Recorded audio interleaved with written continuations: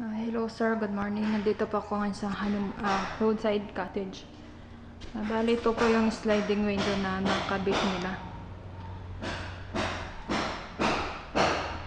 Ang inaano po sir ni Kuya Ricky, sana hindi po na nilagyan ng hamba kasi ito po sir. Kasi may nilagay na po silang trusses.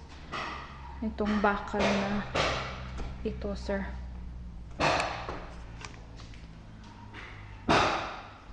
Ayon sa kanya, kung di po nilagyan ng hamba sir, sana mas maluwang pa yung bintana.